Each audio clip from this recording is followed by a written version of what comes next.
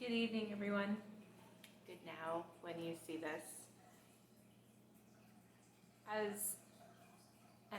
am inspired to speak this evening, or when you receive this message, on the topic of flow. And it's something that I've heard a lot, especially over the last couple of years, and I use it as well. To be with the flow, to go with flow, to be inspired by flow. And I think it's really important, at least for me, I'll speak for myself, to acknowledge the difference between flow and flow. And I think it can be really helpful to speak of things with lowercase and uppercase. And for me, uppercase is being in alignment. And when I'm in alignment, what's good for me is also in the interest of humanity, everyone.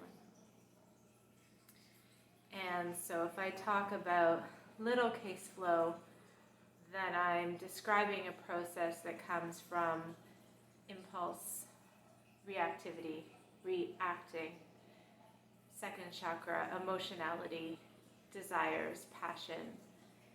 And all that has perhaps a time and place. And I think it's really helpful to be aware of what type of flow we are coming from, being from, and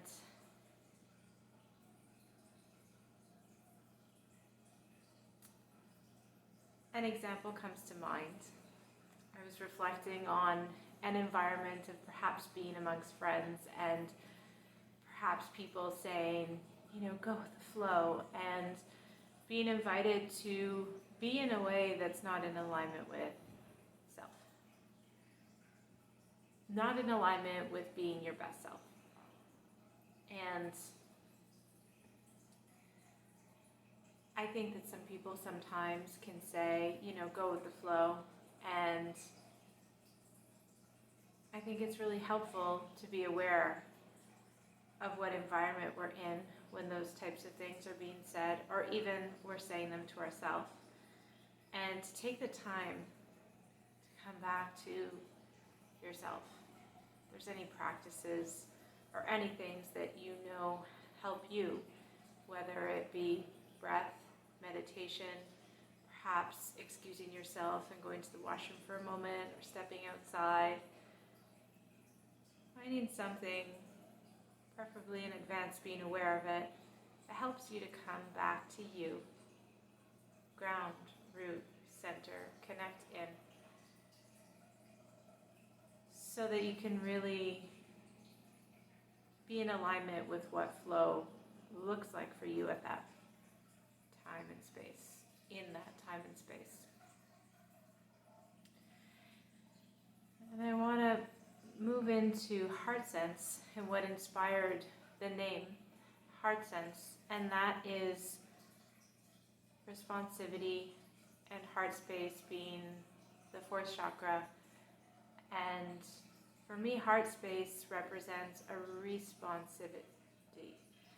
And so, as opposed to a reactivity of a second chakra, moving up through the third chakra and the wishing tree and into the heart center, and really coming from a space of alignment, responsiveness, great responsibility, and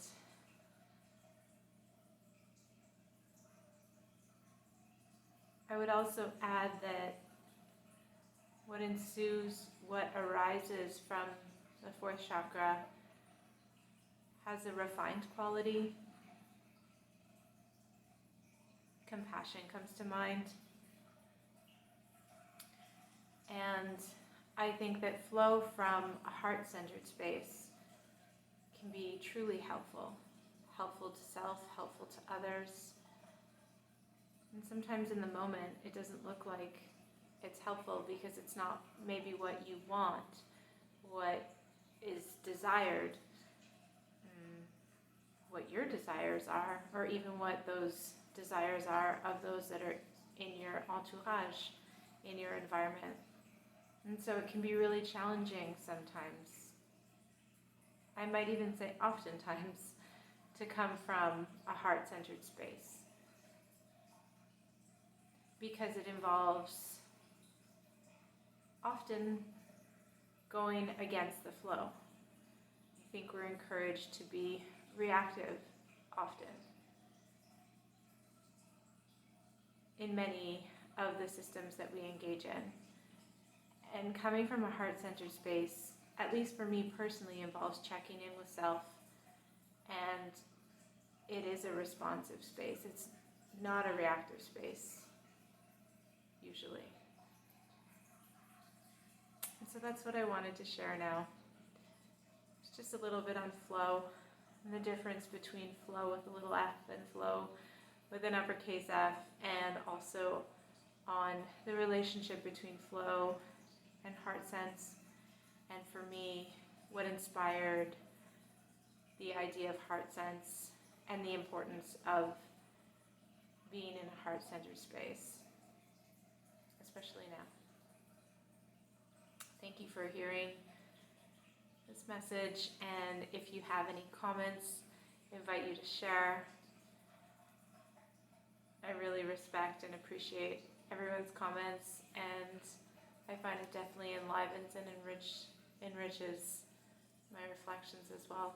So thank you.